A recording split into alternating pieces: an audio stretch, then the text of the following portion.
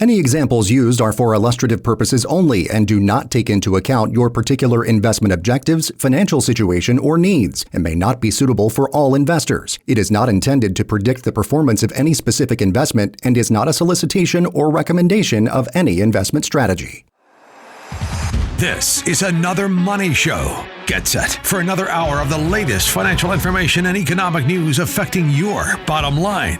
JR and Anthony are committed to helping more Americans like you optimize their income, reduce their tax risk, and reach financial freedom. So let's start the show. Here are your hosts, Anthony Correo and JR Rotchford. Here we are, your hosts, Anthony Correo and J.R. Rotchford. That's right, J.R. is back, and we are taking a break from our day-to-day as whatever it is that we do. I think we're financial advisors, and we are taking that break to bring you information you may not find on those. I messed up that whole thing. Should we just get into the show? They know who we are, right? Okay, is that my cue? Yeah, that was it. Yeah, now you're back. My very first question is, how come I did the spiel restarted? I like the word spiel, and last week without me, there was no spiel. I didn't want to spiel. Connected to me? Okay, no, good. No, in your show, I listened to it, obviously. Actually, I listened to it, and then I went back and listened to it a couple times. First of all, between the two of you, you said my name a few times, so I was feeling kind of like, maybe I was missed after all. Do you want my observations on the show before we jump into today's show? Go for it. Sam, I hope you're here with us too, because this is going to affect you. My very first thought was this was great. It was definitely different. One of the things about doing a show every year for 4 years without missing a show, we've done a new show every week for 4 years. I think that's kind of rare. I'm fairly certain. But one of the things, it can get stale. I know I have a neighbor, we're going to call him Thad because nobody would believe that's a real name. And Thad used to say, I know it's different information every week, but it's just the same show every week. I'm like, when you listen to music, when you listen to The Who, do you expect them once in a while to sound like Van Halen? It's our show, so it's going to be what it's going to be. The one thing I'm proud of with our show, it is not a 60-minute infomercial. It is not a canned speech. We have nothing per se prepared that makes us normal every week and the same. We are a show on current events and how they may affect your future and your finances. But with that said, last week's show was totally different, and I enjoyed it. It was more of Anthony's wheelhouse. That was more like how he envisioned our show to be, was more casual, more like a podcast, more like two guys talking. So I liked that because that was a good fit for Anthony. Sam, you and Anthony are about the same age, so it gelled perfectly. I loved that the two of you did the show together and not just Anthony. So I didn't know what to expect, but I was very pleased. The one thing I will tell you, that show would be a great podcast. So Sam and Anthony, you guys need to do a podcast. You covered like the world politics, politicians. You covered finances. It was really good. And Sam, you and I have talked about doing a podcast, which it might not be the most family friendly, but ours is going to be totally different. I'm going to really tell people my thoughts on everything. So it's going to be, you think I get excited on this show when you and I do a podcast and I'm not reined in any way? That's going to be extreme. So what's stopping you from doing that here? Why do you have to be reined in? First of all, Anthony, you have to know your audience. Your show last week was wonderful, and I think it was a good fit for our audience. A, because it was something different, and B, because it wasn't too young. When you talked about Doug Stanhope toward the end, there's a lot of people that listen to our show. I think the demographics of people that listen to our show had to look up Doug Stanhope or just dismissed it, like, who in the heck is Doug Stanhope? So when you guys at your age have a different reference point on current events, some of our audience, I've noticed, Anthony, the feedback we get a lot of times is there are people that align with my tinfoil hat conspiracy theory thinking. So our audience is primarily, I think, AM radio, right? I mean, let that settle in. Podcast audience and AM radio. See, I'm sure there's overlap. I'm not trying to make a sweeping generalization and say there's no overlap, but I think that looking at the people that have come in the office anyway, and the people that have given us feedback, our audience is more me than you, Anthony. And I mean, no offense. So I don't know if that makes sense. The only difference in the show style from what we were trying to do last week to now, and that's why I didn't want to do the intro because it throws everything off, is even right now, I'm not talking to you. I'm talking to an audience through you. You weren't talking to me just then. You're talking to an audience that's not here. You can feel that. That's the difference in the show. Both. I was trying to talk to audience Sam and there was just a fly on the wall. That's the audience. Yeah. Is the and that's a podcast. That's perfect for a podcast. The people like the guy JD that came to our West Valley Men's Networking the last 2 months. Thank you so much, JD, for coming to that.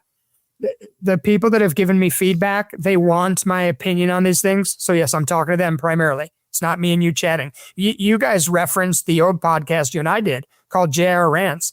And I went back and listened to a couple of those. Those were brilliant. We had some colorful language. You know, you were right. We had a couple of beers before going into it because we had no idea what to do or how we were to do it. So, but they were really good. We said the same kind of stuff that we're worried about today. So fast forward, 6, 7 years and we're still worried about the banks. We're still worried about certain things.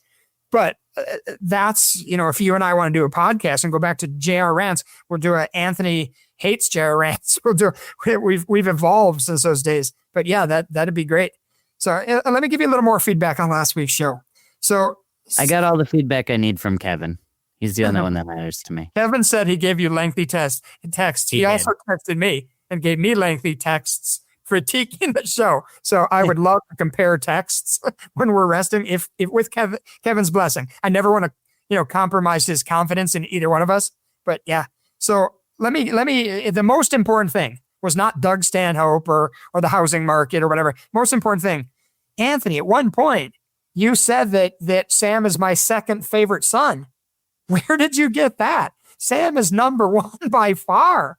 So, I didn't say second compared to me. I meant second under Nick. Oh. Then but you can't Sam, take Nick that is Sam probably is Jay, my and then favorite maybe son. me somewhere in there. No, I mean, I love you. I love Nick. I love Jay. But Sam, come on. Sam walks on water, in my opinion. So, Sam, anyway, just make sure you get a copy of my will and trust before, if we ever have to stop doing the show. Anyway, so it was just funny to me when you said, Sam, you're JR's second favorite son. I started laughing. I'm like, first? So, Sam put on the screen, don't burden me with the title of favorite son. You don't want that responsibility? It's like, oh yeah, the old crazy curmudgeon wants me to be the favorite. No, thank you. A couple things for you. I do want to give you a little feedback on a couple of the substantive items of the show. The first one I'll get to, you talked in length about the trading, about, the Pelosi tracker and the reverse Jim Cramer and the politicians. You played the clip. I think it's from Speaker of the House, Michael Johnson. And my blood started boiling. That's been a pet peeve of mine forever. I think politicians are dirty. The days of the founding of our country, you left your job as a doctor or an attorney or whatever, and you volunteered your 4 years. You went to help the nation succeed. Then you went back to your job. You didn't make it a lifelong career. You weren't able to go into Senate or Congress and work for 4 years. Marjorie Taylor Greene, I'm looking at you. You weren't able to go in for 4 years and then make $174,000 for life. You went back to your job. So when you guys talked about it's expensive to live in 2 different cities, and at least Thomas Massey lived in an RV. See, I was listening. Part of what made my blood boil, you didn't say the part about how what they get paid is a minimum of $174,000 a year. So what I did was I did a quick DuckDuckGo search, and I looked up what is the average, I don't remember if I put in median or average, salary of a U.S. person. So I know half would be more and half would be less. It was in the mid 60,000 range. It was like 65 grand.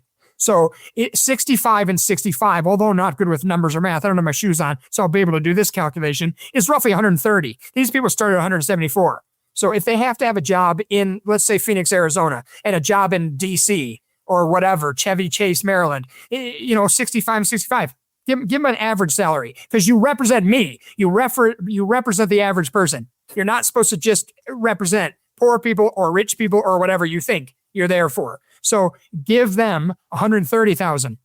And then you guys had a really good idea. Make some sort of an apartment complex where they can be home in their luxurious homes, during part of the year when they're not session, but they stay in an apartment building when they're there. Put them up in some place. I don't know. And you didn't bring up the fact that they go to cocktail parties, the likes of which we'll never see. They don't pay for food. They have lobbyists that pay for things. I don't want to go too deep into this, but I used to be related by marriage, not by blood, to a politician in Arizona. And this politician had what was called a PCH card. And what this was, they didn't pay for gas. They have gas pumps at the Capitol downtown. And when they wanted to buy gas elsewhere, they used their PCH credit card that was taxpayer funded. This is going back a long time. Maybe it's changed. So these people I don't think they pay for food or gas or anything. So if they have to trade stocks, and by the way, Johnson, shame on you. I almost said a different word. They need to do insider trading. Just say the word insider, you piece of, what would Martha Stewart think if she heard your little clip, Mr. Johnson? It's insider trading. It's not trading. When you brought up, I'm passionate again. I missed last week, didn't I? I would love to have been there just to give you guys feedback when you were talking. Insider trading is different than trading. Some of these politicians say, well, I don't do the trading. I have a blind trust. Or Nancy Pelosi, who, by the way, I think she'll be 250 years old this year, just like our country, Nancy Pelosi. It's not my money. It's Paul's money. It's not mine. I don't own a restaurant, vineyard, whatever. It's Paul's money. You know what? Save it. We're not as stupid as you think we are. So save it. Anyway, so I just thought you guys should have brought up the fact that their salary is much higher than 2 average salaries. Should I move on? Something else for you. Here's how adamantly I can't stand insider trading. I am a financial advisor. I give advice, and it's usually leaning towards financial matters. So I hung my license at a firm. We always have to put our license somewhere. I think I can say the name because I don't have to say allegedly. This is what happened. It was called Salmon's Financial Group. So at Salmon's, I had, at the time, it was Scottrade. Then it became TD Ameritrade. Now it's Schwab. I reopened one later. I was given an ultimatum. I was told if I hang my license with them, I had to give them statements every month. So I paid Scottrade $2 a month to have duplicate monthly. They didn't want quarterly. They wanted monthly broker statements. It's sent to Salmon's. I thought that's fair. You can see what I'm doing. Then, I don't know, maybe 6 months, a year goes by, and they changed their mind. They said, you need to close your account. They said, if you want to keep your license with us, if you want to keep working for Salmon's Financial, you need to close that account. So I literally had to change my life, and I wasn't prepared to move on my career. So I closed my account, and I'll never forget how wrong that was of them to do to me because they could see what I was trading in. So for me to kowtow to them and to buckle under the pressure and to close my Scottrade account and have to reopen one after I left them, it still makes me so angry. And I wasn't doing any insider trading. Sam, you hit the nail on the head. It's always about thee versus me. There is nothing left in this country or this world other than the haves versus the have-nots. Or as Johnny Bravo, one of my favorite YouTubers, would say, the yachts versus the have-nots. So anyway, I think insider trading is wrong. I guess that's where I'm going. Bernie Sanders. Let's hit Bernie Sanders up. That's cool, Sam, about the haircut thing. Like kind of a brush with fame. Whether you like him or not, it's still cool to be around somebody famous. Like, I don't know if I told you guys, but I know Mel Gibson. You may have to call him Melvin. I call him Mel because I know him. So yeah, last March, a year ago, March in Las Vegas at the Fontainebleau. So and I said hi, Mel.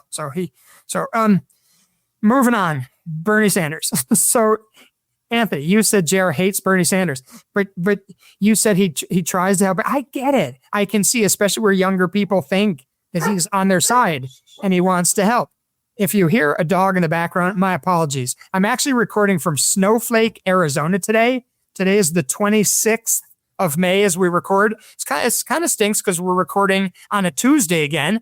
So this is the second Tuesday in a row. So current events are less current when we do this. But anyway, so I'm up in Snowflake. My dogs are with me. Sandy's here. So Sandy's here today. Anyway, Bernie Sanders. You know why I don't like him? Yes, Anthony, he is a bit of a hypocrite. He has multiple homes. There's people that have commented on what kind of sports car he drives. I know one was years ago. It was a Audi R8. Yeah, it was gorgeous. It was something I was a little bit envious of. But you know why I don't like Bernie Sanders? He's a socialist. Just let me get to the bottom line. He wants distribution of wealth. I've read the things about if you take every single, Sam just put Jared's dog is not a Bernie guy. My dog, the one that just barked, Lola, she does not feel the burn. That is true, Sam. Not a Bernie dog. So, I've read the things about if you take all of the wealth from all of the billionaires in the United States, it pays off the national debt, the interest on the debt. I don't remember what it was, something like 12 days. It helps us for like 12 days worth with the amount of spending we're doing. And I really don't want to spend too much more time reviewing your show. One more thing. You guys talked about subscriptions. I'm going to tie this in with a couple things. You talked about how, Anthony, we dreamed about certain things, and aren't we just getting what we wanted? With the subscriptions, I cut the cord years ago. I remember thinking cable is just so stupid. You're about 1,000 channels. Well, I only watched 6 of them. And then all of a sudden the ads, and it got expensive. So then I went to the streaming services, and I was super happy. I had Amazon Prime. I think it might have even been you, Anthony, that shows how to, go on Wi-Fi and put Amazon Prime. I watched Amazon Prime last night here up in Snowflake, and it's got to be trash. All the movies that I plugged in that I wanted to see, every single one had a little yellow lock box on it, and I have to pay for it. What good is paying for Prime every year if all the movies that I think are good I have to pay for? The commercial ad breaks during, the second level movies that I was okay with seeing, then I have to stop and see commercials. Then what am I paying for? So I don't know. It has gotten out of hand. YouTube. I go on YouTube every single day of my life. That's where I get a lot of information for the show. I usually try to vet and verify a little further than what I just get on YouTube. The ads, my gosh, YouTube. If any representatives from YouTube are listening, it's gotten really out of hand. Well, they're trying to force you to buy premium now. I've had premium for a long time, but they've made it unusable unless you have it. Yes. And then guess what? That's what Amazon did 4 years ago. So I'm going to pay them a subscription for YouTube, and they're going to take away the ads. Within 4 years, guess what? They're going to bring back the ads. It evolves to always people are trying to get money from me to them. There's nothing left but the bottom line. It's how to take your money. You did bring up, you brought up the Jetsons. I love that. Because you're like, we're getting what we asked for, so why are we complaining? I'll tell you why. When I watched the Jetsons as a kid, because Rosie, the maid, I think her name was Rosie, she was there to help make Jane's life easier. She was there vacuuming. She was there to help. The robots that I'm seeing now might replace me. So if Rosie helps Jane by vacuuming, I'm all in. I'm glad that we're getting what we asked for in the 60s and 70s. But if Rosie is going to kill Jane and replace her, and then we're all going to get universal basic income, and we're all going to be overtaken by robots. That's not what I subscribe for. So I think that robotics, AI, I think all of this is easing us towards, Elon Musk is right. We are heading towards universal basic income. You're only going to work if you want to, not because you're going to have to. I think the slippery slope, we are sliding down fast. I would like to talk a little bit today, if I can get the time, about data centers, because if I remember correctly, a year ago, we didn't know anything about data centers. We may have heard the term, but we didn't talk about it. Fast forward to a year, I've been traveling. And you guys said I was on my second boys trip to Laughlin. I will tell you something. No, I'm not gearing up for retirement. To the chagrin of my third or fourth favorite son, Anthony, I will tell you something. I still have 6 more years. My retirement dream date has always been the same. 68 years of age. It's a calculation I derived from the date of retirement of my mother and father and the dates of their death. So if I make it to 68 in my career, that's my goal. So, Anthony, you have to put up with me for 6 more years. So have a good time with that. I know you've been telling me you're going to pass away for the last 8 years. Actually, probably the last 10 years. So we'll see. I just try to get your hopes up and then I don't do it. And when you see me get all excited in the show, isn't it kind of a miracle that I haven't stroked out while we're doing the show? I mean, just a few minutes ago, I was getting kind of impassioned. So anyway, my whole thing, where was I even going with that? I got off track. Data center, 8 years. Oh, so my boys' trip last week was with a neighbor in Sun City and his group of guys.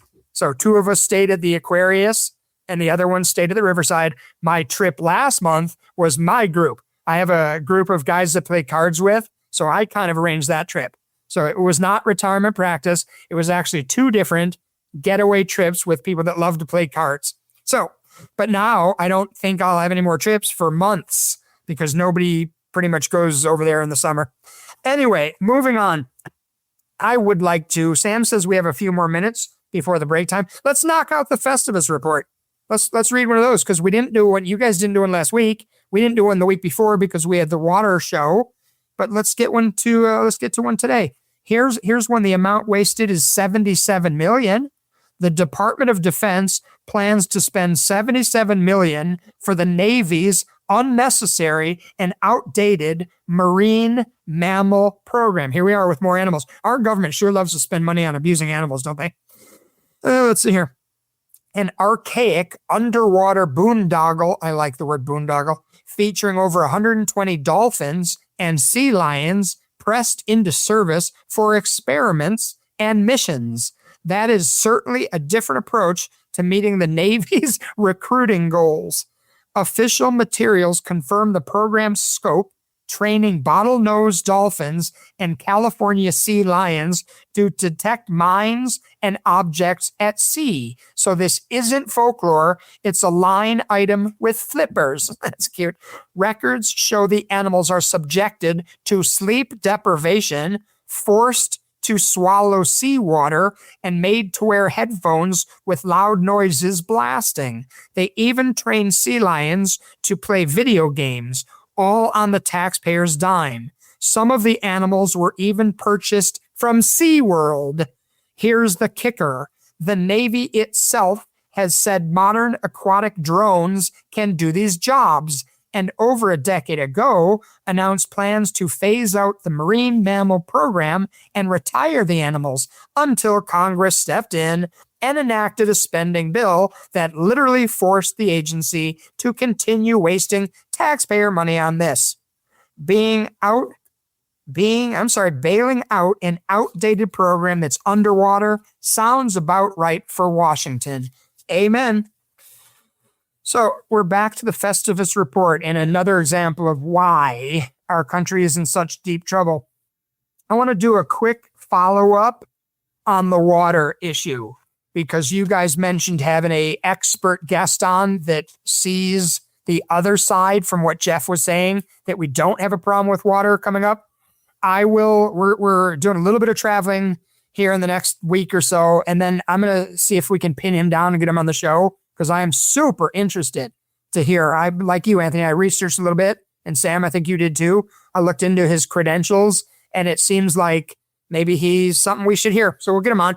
I did find 2 articles, even though I was on a boys' trip. I found 2 articles that are kind of tied to the water issue. One was from the 14th of May at the end time headlines, of course. Explosive device found and detonated in Mobile, Alabama water reservoir. So I guess I don't have much to say about this. Authorities safely removed and detonated a grenade-type improvised explosive device found submerged at a critical dam serving the region's drinking water supply. Officials. What if they could have used dolphins for that? See, there's a reason. That shouldn't be on the Festivus report. That's very important stuff. See, and your next article just goes to prove it. So this terrorist attack would have been brought to you by private donors instead of our government dolphin program. A couple more things here. We're not supposed to laugh about this, Anthony, because if this would have been not detected through routine maintenance, if this would have gone off, this could have been very dangerous. And then copycats could have done this in other cities like Phoenix. So according to a report from Fox 10 News, divers conducting routine inspection and maintenance at the Converse Reservoir Dam at Big Lake discovered the device. The find prompted an immediate coordinated response involving multiple law enforcement and specialized teams. The Gulf Coast Regional Maritime Response and Render Safe Team led the operation to retrieve and destroy the underwater IED. Supporting agencies included the Mobile County Sheriff's Office, FBI Bomb Squad, Mobile Police Department Explosive Ordnance Detail, ALEA Bomb Squad, and the Daphne Search and Rescue Team. Director Bud McCrory, sorry, Bud, if you're listening, emphasized the swift action taken to protect public safety. Our top priority is keeping your drinking water safe. That's a good one, Mr. McCrory. This is an unprecedented threat, and we are fortunate that this device was discovered before it could cause serious damage to our water supply or harm individuals. So, Jeff, if you're listening, when you were on the show 2 weeks ago, I asked you if you think this kind of thing could happen. You weren't worried about it. You brought up barbed wire fencing. After that show aired, I had a couple people reach out to me about that is a fear of theirs. And one of them brought up a very, very good point. That what about drones? Everything in the world's going towards drones. A drone can go over a barbed wire fence and drop scary boogerfish or something in the water supply. So I don't know. Very interesting. We're going to do this. We're going to take a break. We're going to get to break time. And then when we come back, I do want to, I'll just briefly go over one more water-related article, and then we're going to get into a couple pretty important things today. So thank you so much for being with us. We would love your feedback. Did you like the show last week with Anthony and Sam? Do you want more of that? I am willing to be flexible. I said to Sandy, I like the show. I mean, I'm willing to, spice it up once in a while. Sandy said I am incapable and it will never happen. But I don't know. Correct. So, but if we get enough feedback, I will sit on my hands and let you do more because I thought it was good. So reach out to us. We're at 623-523-0444. Or you can email us. We're at team@anothermoneyshow.com. We would love to have your feedback, your show ideas. We would love you to meet us. We'd love to offer a second opinion on your finances or just sit down and talk about the world. So we'll be right back. Thanks again for being here. Stay right there. Another Money Show returns in moments. And be sure to subscribe to the podcast and leave a review.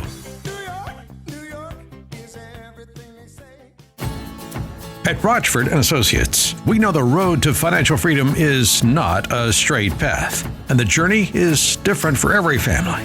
And in times like these, we want you to feel confident that you're safely on track to meet your retirement goals.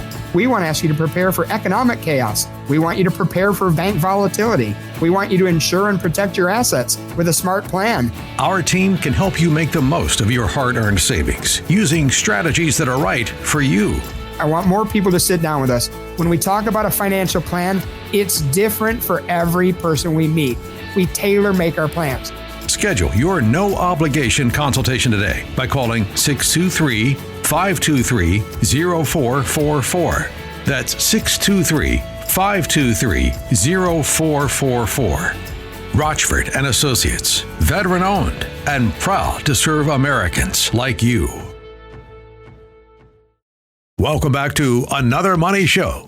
To schedule your free, no-obligation consultation with JR and Anthony, visit anothermoneyshow.com or call 623-523-0444. Welcome back to Another Money Show. Thank you so much for being with us. You know we greatly appreciate it. Thank you also for keeping up with us on the YouTube channel. As you know, we went over 700 subscribers.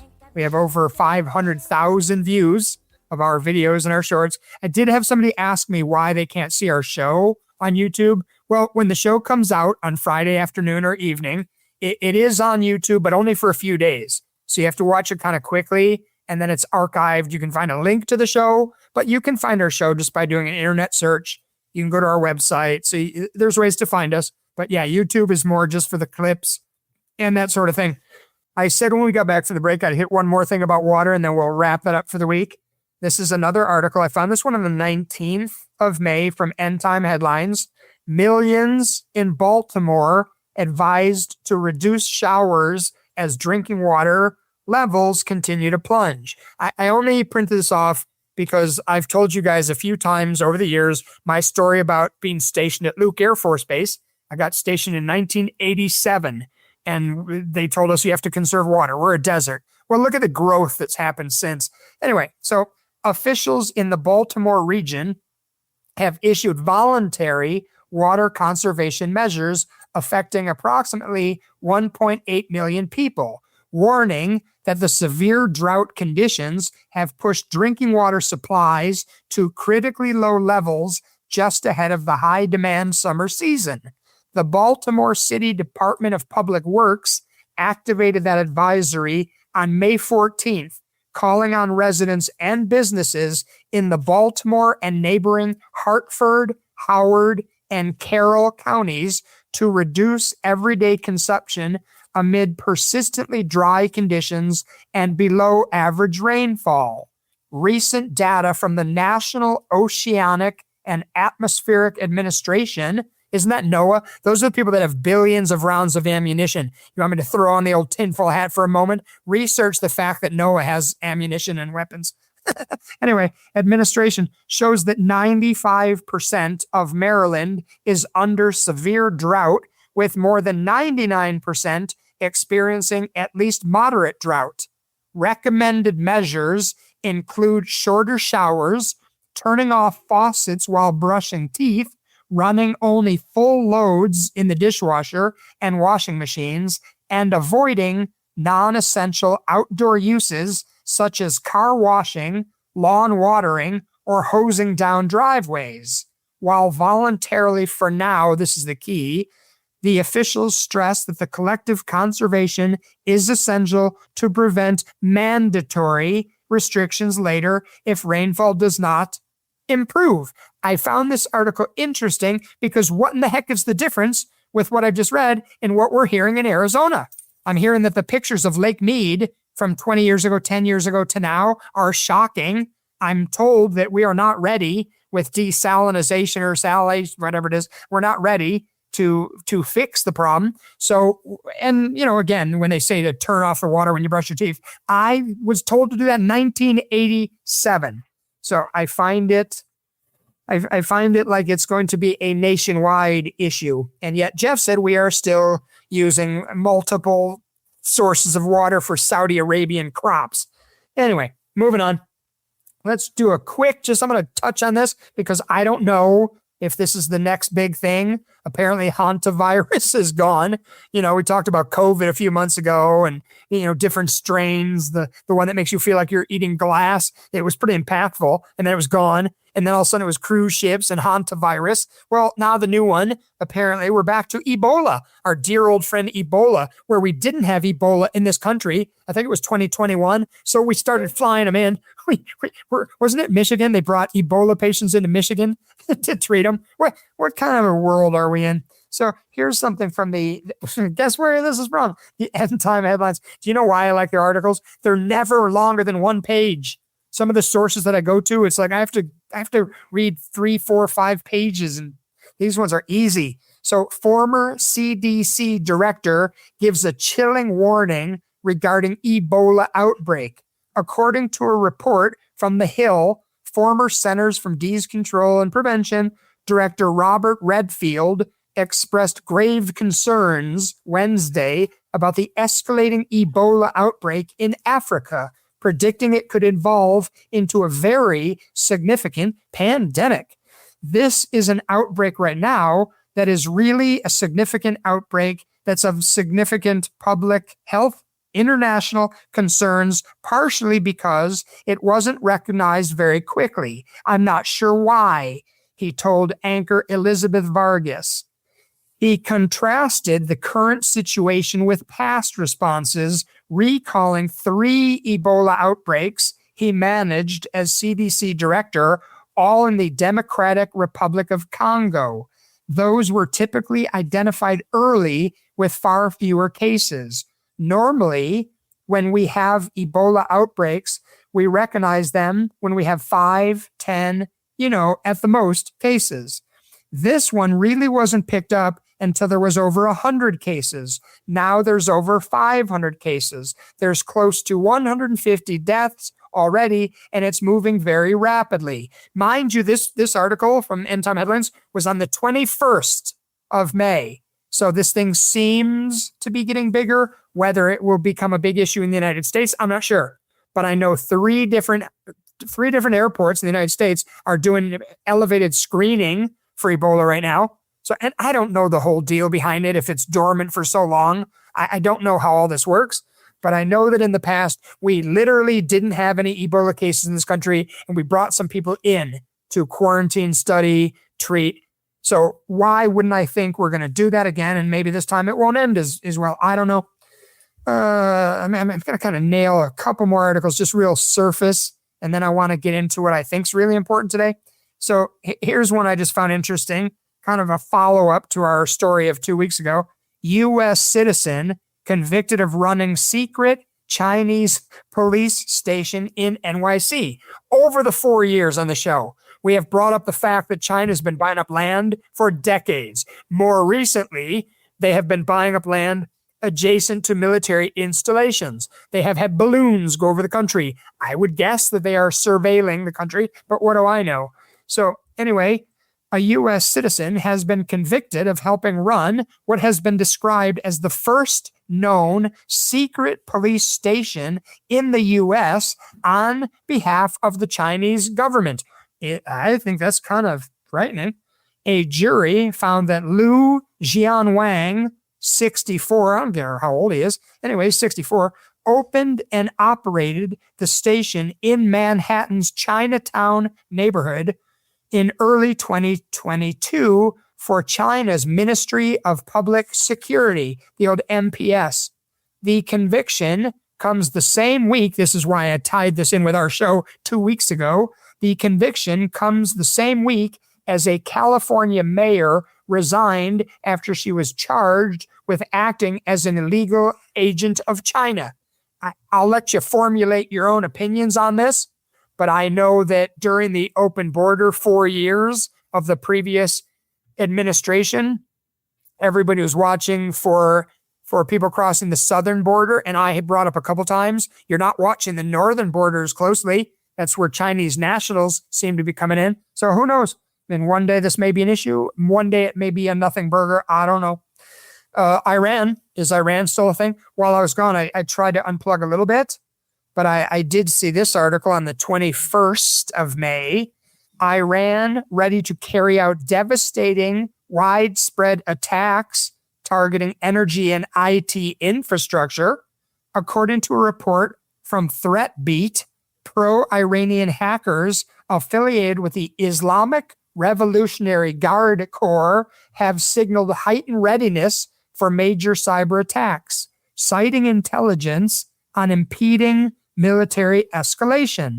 The hacking group, and we've read this name to you in the past because they have successfully hacked in our country, the hacking group Handala, I don't know how you pronounce it. I don't even know if it's Hanta or Hanta virus, announced today that it has uncovered suspicious enemy activities through covert monitoring of U.S. and Israeli systems, pointing to the preparations for renewed conflict in coming days. That's what's going on right now. I understand we've been in a ceasefire for like a month. I'm not sure what the definition of ceasefire is. It's certainly not what I think it is. Just yesterday, we sent off a bunch of rockets again into Iran, so the ceasefire is fragile at best. Says here, the group pledged coordinated trans-regional operations targeting energy and digital infrastructure across multiple countries in response to any further aggression. Why, JR, should I give a you-know-what about this? Because if you have money in the bank and there's a cyber attack from Handala, it could seize up your money. What do you do about it? You have gold and silver, guns and ammo. You have some cash at home. You have sat with JR and Anthony, and you know the importance of income. Like Anthony says, if your income is adequate, then he doesn't care what you do. You can even, like JR, go on boys' trips and gamble as long as you don't have to worry about your income. Last thing I'll read here. The latest threat emerges against a backdrop of fragile ceasefire arrangements that took hold in early April. Handala previously claimed responsibility for a high-profile action, including a destructive wiper attack on a U.S. medical technology firm that breached sensitive accounts. Remember that, Anthony? We just talked about that a few months ago. A bunch of people's information was breached. I don't know if it led to anything. I mean, how would I know? That's every week there's a new story about all of our information getting leaked. Yes. And it's we're just numb to it. I guess it is what it is, and we have to act accordingly.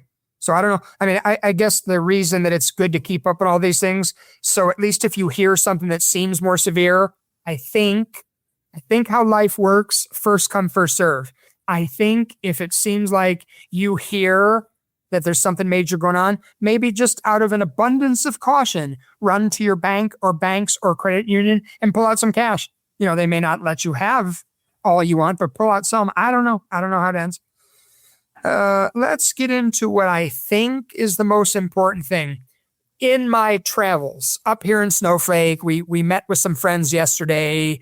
We went to St. John's yesterday. We were in downtown Snowflake. In my travels, one of the conversations that keeps coming up is on privacy, security, the future, robotics, data centers, AI, all of this stuff. I did read that Michael Burry, I think you guys brought up Michael Burry's name last week. I believe he has something like, I don't know what it is. He's done massive shorts against AI. Got like $1 billion in AI, technology shorting. So that, it's something to keep your eye on. But a lot of people are starting to really talk about all this. And I thought some of these articles that I found were interesting and might give you some light on that. One from the 18th of May from End Time Headlines. FBI wants to buy nationwide access to license plate readers. Okay? The FBI is pursuing a contract worth up to $36 million to gain broad access to automated license plate readers across the United States and its territories. So you're not safe over there in Puerto Rico, kids. I'm sorry. The agency has issued a statement of work outlining its need for real-time querying capabilities through the commercial vendor's software as a service platform. This would allow the FBI personnel to search vast databases of vehicle movements using license plate numbers, vehicle descriptions, timestamps, dates, and geographic locations. The FBI has a crucial need for accessible LPRs to provide a diverse and reliable range of collections across the United States. This data would be available across major highways and in an array of locations for maximum usefulness to law enforcement, the statement of work reads. ALPR technology captures images of passing vehicles recording details, color, make, model, the make and the model, license plates to create a timestamped location history. While the systems have been in use for years, their proliferation has raised ongoing concerns about tracking of individuals' movements. Bye-bye, 14th Amendment. Think about this. There's flock cameras in St. John's and Snowflake. Highways, my butt, they're everywhere. Industry observers note that only a handful of companies, primarily Flock Safety and Motorola Solutions, possess the scale and infrastructure to deliver nationwide ALPR data of this scope. This procurement would significantly expand federal access to commercial surveillance, enabling queries without the need for direct agency-owned camera infrastructure. The move comes amid heightened scrutiny of ALPR data sharing between law enforcement and federal agencies. Okay, so I know. I have nothing to hide. Why should I care? I'm not doing anything wrong. I'm not laundering money or funding, terrorism. I'm not doing anything wrong. What do I care? You really don't care about your rights being eroded? You really don't care about the Fourth Amendment? Anthony, you alluded to the thing about last week. You said something about, safety and freedom. I don't remember the exact quote, but it's one of our founding fathers said something to the effect of, if you sacrifice freedoms for your safety, you deserve nor will have either. If you give away your freedoms for safety, there's no such thing as a shrinking government. You hit it on the head, Anthony, last week. When they take something away, i.e. the Patriots, they don't give it back. We're not going to go back to a free country. And this is going at light speed. We didn't know about flock cameras 3 months ago. We didn't know about data centers 1 year ago. We didn't know about digital IDs 2 years ago. Think about what you've heard on the show. You know what we were talking about 3.5 years ago? Egg shortages and diesel exhaust fluid shortages. And now we're talking about a way different scope of things. And let me give you another article. This one is from the 8th of May. This is from Wayne, WANE.com. FWPD, I presume, that's Fort Wayne, begins testing on flock surveillance cameras with audio detection. Fort Wayne, Indiana.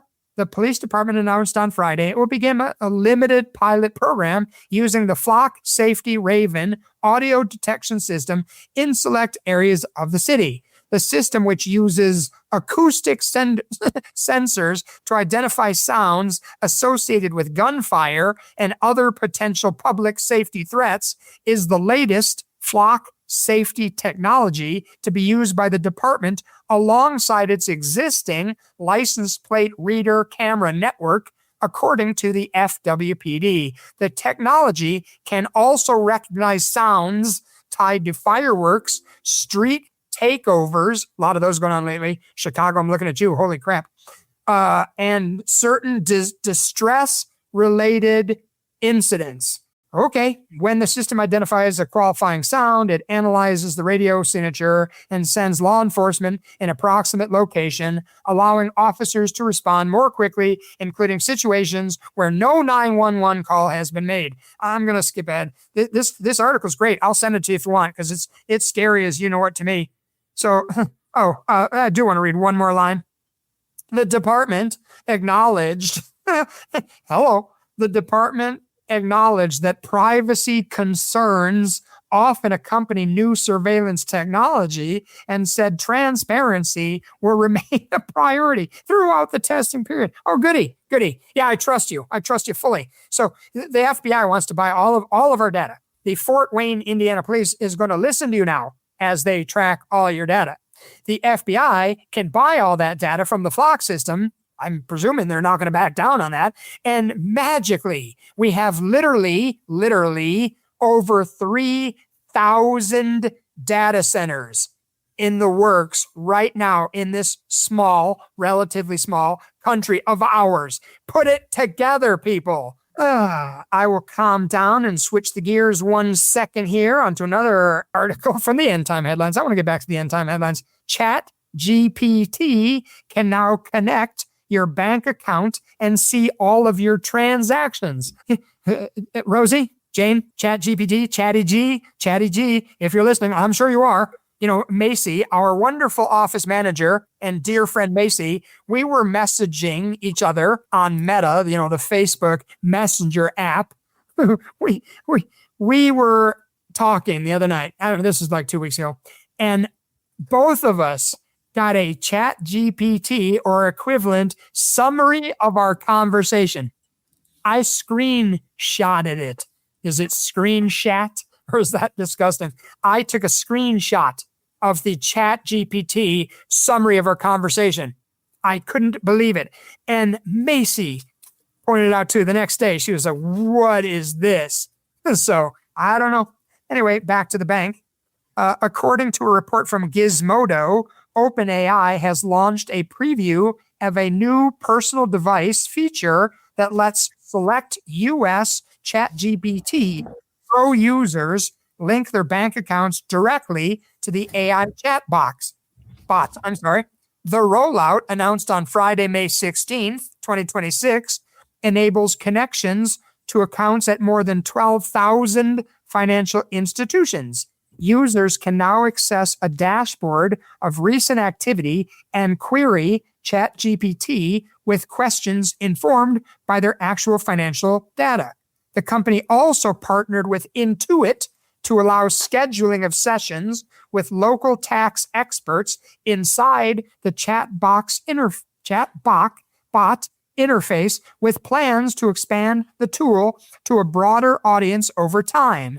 With your financial accounts connected, ChatGPT can combine that reasoning with your real financial context and what you've shared about your goals, lifestyle, and priorities, helping you spot patterns, understand trade-offs, and plan for big decisions in a way that feels more personal and complete, OpenAI stated in an announcement. The AI can draw on details such as mortgages, savings goals for major purchases, or outstanding debts to deliver tailored advice. I'll read just 2 more lines of this. I know we're getting close on time. Security measures are in place, according to the company. Oh, good. The bank accounts will be securely connected. Oh, good. And ChatGPT won't be able to see full account numbers or make changes to your accounts. Oh, good. Unless they mess up and they override their code, and then they might be able to. I added that part. OpenAI emphasized. Nevertheless, the chatbot will gain visibility into balances, transactions, investments, and liabilities. Experts and observers have highlighted potential vulnerabilities. I presume I am either an expert or an observer because I see potential vulnerabilities too. University of Illinois Associate Professor Gang Wang, I read this quote, I'm quoting it, Gang Wang, warned, wouldn't that be a great name to have, Gang Wang? When you're in the military and they say you're back your last name first, you'd be Wang Gang. Warned of risks if financial data enters AI training sets. If your documents are part of AI's training data, there is a risk that information will be induced by a special prompt that malicious actors may use. I guess why I think this is so important that we hit up flock cameras and now sound and now ChatGPT wants to be your personal banker. I know the world was never Mayberry. I know we were never the Brady Bunch, but you know what? There was a simpler time. Yes, there was always something to worry about. Never anything like this. Next week, I'm going to make it my first mission to get into data centers. I've collected articles and stats on data centers because that's the big gorilla in the room. One thing that all of this intrusion has in common, where are they going to store all this? Oh, data centers. And could we eventually see a world where there are 15-minute cities and Agenda 2030 and all the crazy people stuff? I don't know. What on earth does the government need all my information for? I just don't get it. With that said, I hate to say this, Anthony, but I'm going to say thank you to people for letting me come back and ask them again for their feedback and turn it over to you. Oh, well, that's it for today's show. If you like what you hear, do you have any questions about it, reach out to us at team@anothermoneyshow.com. Find us on the web, anothermoneyshow.com. You can book appointments with us straight from the website or give us a call, 623-523-0444. That number again is 623-523-0444. Remember, there's no cost for appointments. There's really no reason not to get a second opinion on your financial situation. So in the meantime, we will see you again next Saturday at 5 a.m. and noon right here on 960 The Patriot. Thanks for listening to Another Money Show. You deserve to work with a private wealth management firm that will strategically work to protect your hard-earned assets. To schedule your free, no-obligation consultation, visit anothermoneyshow.com. Investment advisory services offered through Brookstone Capital Management, LLC, BCM, a registered investment advisor. BCM and Rotchford Financial are independent of each other. Insurance products and services are not offered through BCM, but are offered and sold through individually licensed and appointed agents. Investments involve risk and, unless otherwise stated, are not guaranteed. Past performance cannot be used as an indicator to determine future results. May is Military Appreciation Month, a time to honor the men and women who serve and have served our great nation. And while we honor those associated with the military, members and veterans are fighting a different battle: finances and purpose. I'm Jim Tarabokia for the Retirement.Radio Network, powered by AmeriLife. For many who leave the military, the biggest challenge isn't just money, it's finding purpose in a new civilian world. After years of mission-driven service with tight-knit camaraderie, the transition can feel like losing your compass. Veterans often speak of searching for that same sense of meaning. Brian O'Connor, co-founder of Veteran Enhanced Technology Solutions, explained at a recent TED Talk where to start that search. Once you have your identity, you can then begin searching for purpose. We chose to focus on identity, purpose, and belonging, and do so through a routine of familiarity. We considered, what did we do in the military that made us feel bonded? Financial stability plays a key role in the search for purpose. With a solid financial foundation, veterans gain the freedom to chase meaningful work instead of just any paycheck. Fortunately, several powerful financial vehicles are available specifically for former service members. The VA Home Loan Program stands out, offering the chance to buy a home with no down payment and no private mortgage insurance. Many also tap the GI Bill to invest in education or training that aligns with a new purpose-driven path. For those drawn to entrepreneurship, the VA and Small Business Administration offer support for veteran-owned businesses, including special loan programs and certifications that open doors to federal contracts. Veterans can continue growing retirement savings through the Military Savings Deposit Program, and as CNBC's Sharon Epperson reiterates, don't forget about the Thrift Savings Plan. It's a low-cost version of a 401k that's open to all service members. Choose a traditional TSP or Roth TSP, which will allow you to make tax-free withdrawals in retirement. So whether you're still in uniform or years into civilian life, May is a good reminder the best way to honor service is to make sure those who served are set up for financial success and purpose long after they take off the uniform. For the Retirement.Radio Network, powered by AmeriLife, I'm Jim Tarabokia. Any examples used are for illustrative purposes only and do not take into account your particular investment objectives, financial situation, or needs, and may not be suitable for all investors. It is not intended to predict the performance of any specific investment and is not a solicitation or recommendation of any investment strategy.